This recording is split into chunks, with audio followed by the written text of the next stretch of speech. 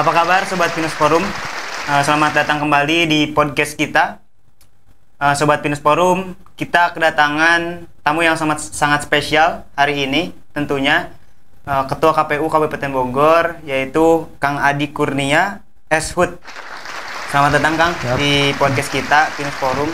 Dan memang sebelumnya ini podcast kita itu mendatangkan para calon Kang. Sebelum penyelenggara juga hadir gitu kan hari ini, dan sebelumnya kita kedatangan tamu seperti Jaro Ade, Dudi Sumanto, dan juga Ade Wardana, Riki Iskandar, dan masih banyak yang lainnya juga Kang. Nah, ada yang menarik dari Kang Adi Kurnia ini.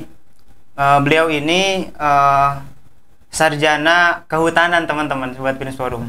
Sebelum kita mengenal lebih jauh dan juga bertanya lebih jauh juga terkait dengan kepemiluan dan juga tahapan pemilu hari ini, tentu saya akan menanyakan yang berkaitan dengan Kang Adi itu sendiri, karena memang hari ini Kang Adi menjabat sebagai Ketua KPU Kabupaten Bogor. Nah, apa sih Kang yang mendorong Akang akhirnya termotivasi untuk menjadi penyelenggara pemilu ini Kang, atau menjadi Ketua KPU Kabupaten Bogor?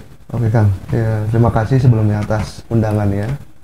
Memang sebelum menjabat sebagai Ketua KPU Kabupaten Bogor, saya menjabat sebagai Ketua PPK di Kecamatan Ciawi.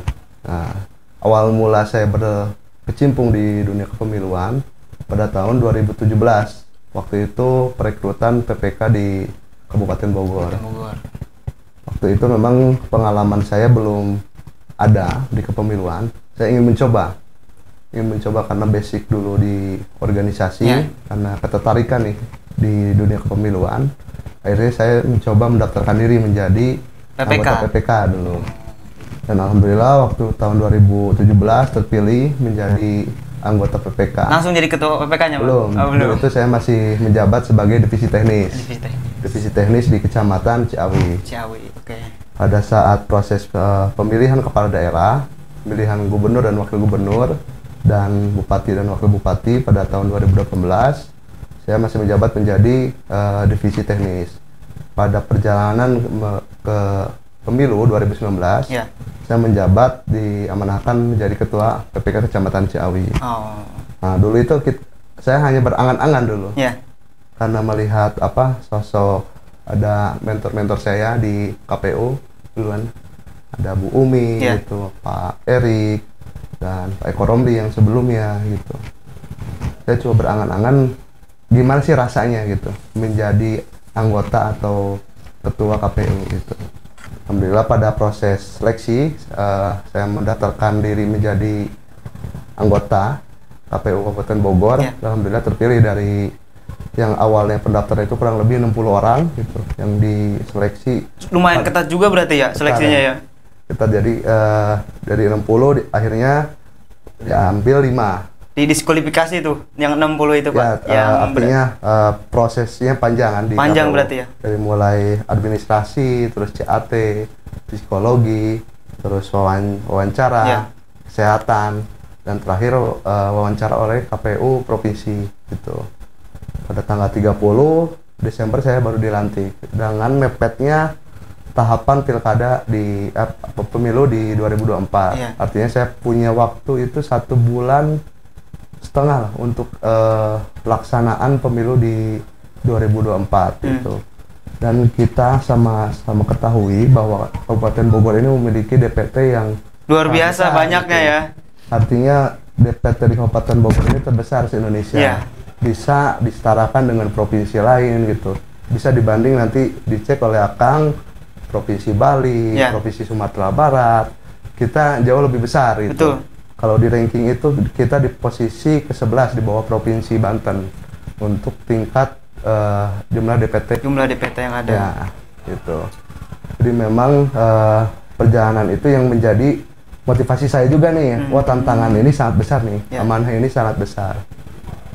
Saya pas awal terpilih gitu kan menjadi ketua KPU merasa agak kurang percaya diri juga. Apakah bisa nih gitu? Pertanyaan besar ya kan. Apa saya bisa nih baru periode pertama langsung diamanahkan sama teman-teman menjadi ketua itu, mensukseskan pemilu 2024 dengan waktu 1,5 bulan kurang lebih gitu. kurun waktu yang lumayan mepet juga ya, kan. Tapi kita berkomitmen sama teman-teman komisioner KPU Kabupaten Bogor untuk mensukseskan pemilu di 2024 gitu. Alhamdulillah pada kemarin proses pemilu 2024 di Kabupaten Bogor kita sukses tanpa ekses yang gitu. Dengan tingkat partisipasi pemilih itu di angka 83% kemarin. 83%. Oke, itu teman-teman sekilas dorongan dan juga motivasi Kang Adi ini akhirnya dari tahapan beliau jadi PPK dan akhirnya beliau menguatkan diri untuk menjadi Ketua KPU Kabupaten Bogor itu melalui proses teman-teman, dan memang proses itu dilalui dengan perjuangan ya Kang tentunya. Nah, apa sih yang hari ini sedang KPU Kabupaten Bogor laksanakan gitu, tahapan-tahapan apa yang hari ini mungkin hingga hari ini yang sedang dilaksanakan oleh KPU Kabupaten Bogor, Kang? Memang langkah kita karena memang di KPU ini sudah bentuknya hierarkis ya. Kita dari KPU RI, KPU Provinsi, sampai KPU Kabupaten Kota, di bawah itu ada PPK, PPS, dan nanti ada KPPS. Itu sudah berdasarkan tahapan, sudah diatur di PKPU 2 tahun 2024 terkait tahapan. Situ sudah terjadwal tahapannya sedang apa saja. Memang tahapan-tahapan yang sudah kita jalankan, pertama kita sudah membentuk badan ad hoc di bawah kita di tingkat kecamatan. Ada 40 kecamatan Kabupaten Bogor, berarti kita mempunyai satu kecamatannya 5 anggota PPK. Berarti dikali 40 ada 200 anggota atau badan ad hoc di bawah kita. Terus di tingkat desa atau kelurahan, Kabupaten Bogor itu memiliki 435 desa atau kelurahan. Nah, di tingkat PPS itu anggotanya hanya 3. Berarti kita mempunyai 1.305 untuk anggota PPS. Nah, tiap desa ya Kang? Tiap desa kelurahan. Pasca itu kita langsung melaksanakan kegiatan-kegiatan yang berjalan, karena kemarin kita juga sudah meluncurkan atau launching pilkada untuk pelaksanaan pilkada. Kemarin kita melaksanakan di Gor Pakansari untuk pelaksanaan launchingnya. Alhamdulillah juga untuk antusias masyarakatnya sangat tinggi. Kemarin itu yang hadir sekitar 2.000 orang yang hadir di acara launching itu. Karena sebagai proses rangka kita juga untuk sosialisasi kepada masyarakat juga ya, biar masyarakat tahu gitu. Betul, kan. Karena kita juga mempunyai target nih untuk pilkada ini.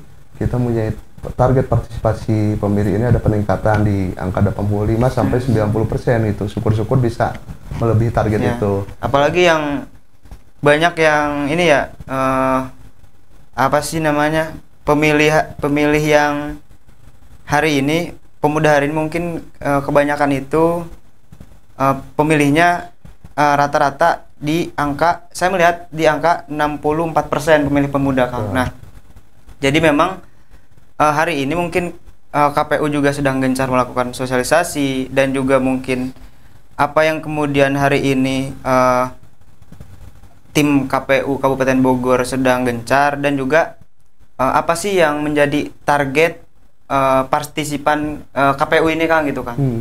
Itu sendiri gitu. Karena kalau berkaca di data pemilih di 2024, terakhir kita DPT di pemilu 2024 itu memang yang mendominasi pemilih di Kabupaten Bogor. Karena pada waktu itu kita mempunyai DPT 3.889.441. Sekitar 2 juta lebihnya itu didominasi oleh pemilih milenial dan pemilih generasi Z. Gen Z ya. Gen Z. Artinya itu bisa hampir 60% lah. Pemilih milenial dan generasi Z mendominasi pemilih itu. Artinya generasi Z dan generasi milenial mempunyai peran penting untuk mensukseskan pilkada di 2024. Artinya mereka yang awal baru mempunyai hak pilih gitu, atau yang baru pertama kali nyoblos, itu kita lagi menyusun nih bagaimana caranya untuk mereka bisa tertarik nih untuk menggunakan hak pilihnya. Jadi nanti ada tahapan-tahapan yang akan kita jalankan untuk sosialisasi nih sebagai menarik mereka untuk datang ke TPS nanti pada tanggal 27 November 2024. Itu Kang. Menarik pembahasan kita, Sobat Pinus Forum. Nah, ada yang menarik, Kang, terkait memang generasi Z dan milenial. Kadang memang kita berbicara adalah golput nih. Apa yang kemudian menjadi perhatian penting bagi KPU Kabupaten Bogor agar kemudian pelaksanaan pemilihan ini tidak terjadi lonjakan golput yang banyak, Kang, gitu kan? Nah, makanya langkah-langkah kita sudah melakukan sosialisasi, sekarang baru menggunakan by sosial media.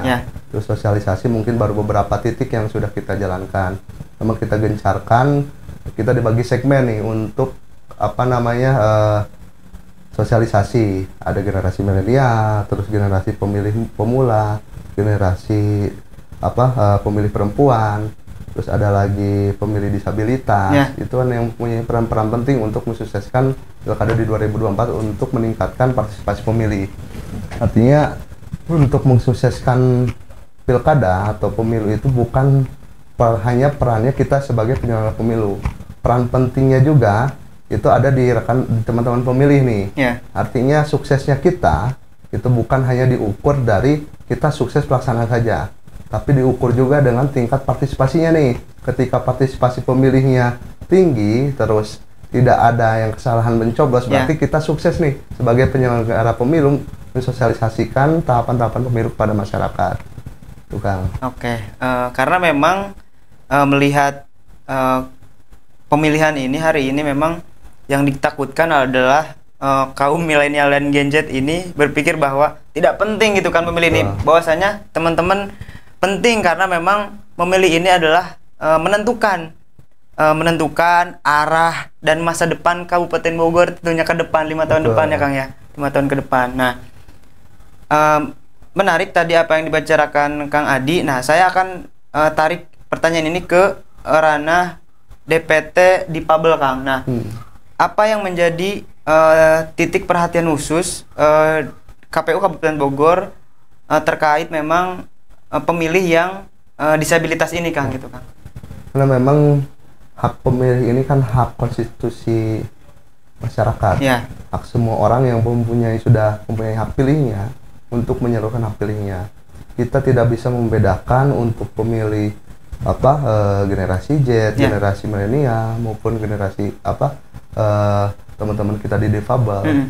Makanya kita sudah diatur juga di dalam undang-undang dan PKPU terkait untuk tempat TPS itu untuk ramah disabilitas. Ada ruangan khusus nantinya? Bukan ruangan khusus, artinya untuk TPS ini yang mudah diakses oleh teman-teman difabel jadinya. Ya, otomatis untuk teman-teman difabel itu akan mudah juga ketika mengaksesnya ya. Teman-teman difabel muda, teman-teman pemilih yang tidak mempunyai kekurangan gitu, itu pun akan mudah.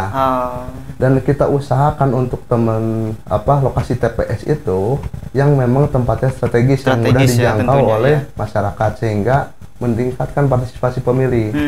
Karena memang berbeda nih antara untuk pemilu dan pilkada. Untuk di satu TPS-nya berbeda nih jumlah pemilihnya. Untuk pemilu kemarin kita satu TPS itu di angka 250 sampai 300 pemilih satu TPS-nya. Beda dengan pilkada. Pilkada itu kita maksimalkan di 400 sampai 600 ya. Nah, itu yang kita harus bagaimana nih mengonsep atau menggabungkan dua TPS menjadi satu. Nah, otomatis kan mempunyai konsekuensi juga nih ketika dua TPS digabung satu, lokasi TPS-nya akan sedikit jauhan nih. Bagaimana kita menyusun atau menempatkan TPS yang benar-benar yang strategis, yang gampang diakses sama masyarakat untuk meningkatkan partisipasi. Karena kalau ibu-ibu, Kang, kalau udah jauh sedikit malas gitu kan. Itu ibu-ibu tuh kacaunya kalau memilih itu. Makanya mungkin dari KPU Kabupaten Bogor memaksimalkan dan mengoptimalkan strategi untuk kemudian lokasi yang strategis gitu kan. Nah, sebelum kita tutup, Kang, dengan proses perkembangannya zaman yang ada hari ini, teknologi dan digitalisasi, apakah hari ini KPU Kabupaten Bogor ataupun misalkan KPU RI dan mungkin KPU Kabupaten Bogor juga memiliki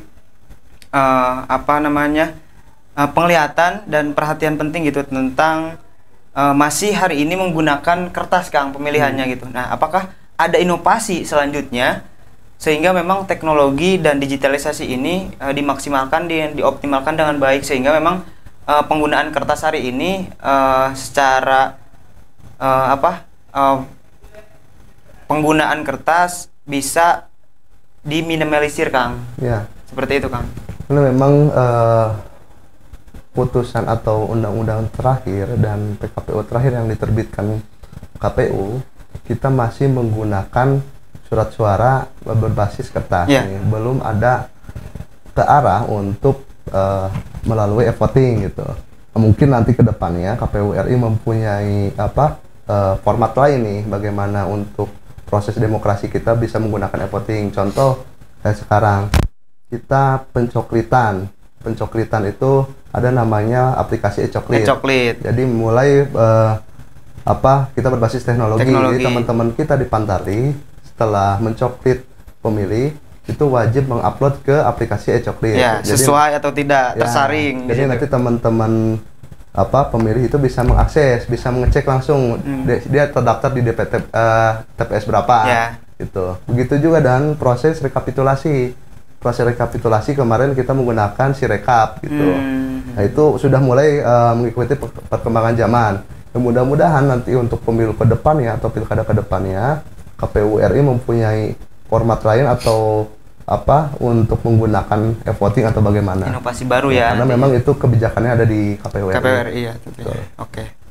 Karena memang kemarin juga sempat viral anak-anak Pantarlih itu sampai ke kuburan ya mencari orang yang meninggal atau belum gitu kan. Nah, yang terakhir, Kang, apa yang kemudian menjadi harapan, karena memang hari ini banyak sekali pemilih pemula, harapan KPU Kabupaten Bogor terkait pemilih pemula ini, Kang? Harapan besar kami di KPU Kabupaten Bogor untuk teman-teman pemilih pemula atau pemilih yang baru pertama kali mencoblos gitu, bisa menggunakan hak pilihnya gitu. Artinya sesuai pilihannya, cara hati nuraninya nih. Karena rentan sekali kan pemilih pemula ini. Memang untuk pemilih pemula ini justru teman-teman pemilih yang mungkin tidak bisa diintervensi oleh siapa-siapa. Nah, itulah suara-suara yang murni itu yang sebenarnya kita harapkan, karena memang pemilih pemula yang mendominasi, pemilih pemula dan generasi Z yang mendominasi di data pemilih terakhir yang kita punya di database-nya, itu bisa meningkatkan partisipasi kita. Jadi artinya yang tadinya kita mempunyai target 85% sampai 90% untuk partisipasi pemilih di Kabupaten Bogor, itu bisa meningkat nih dengan peran-peran siapa pemilih pemula atau generasi Z yang menyalurkan hak pilihnya nanti pada tanggal 27 November 2024. Betul, Kang. Dan memaksimalkan menentukan masa depan Kabupaten Bogor tentunya untuk pemilihan pilkada ini, teman-teman.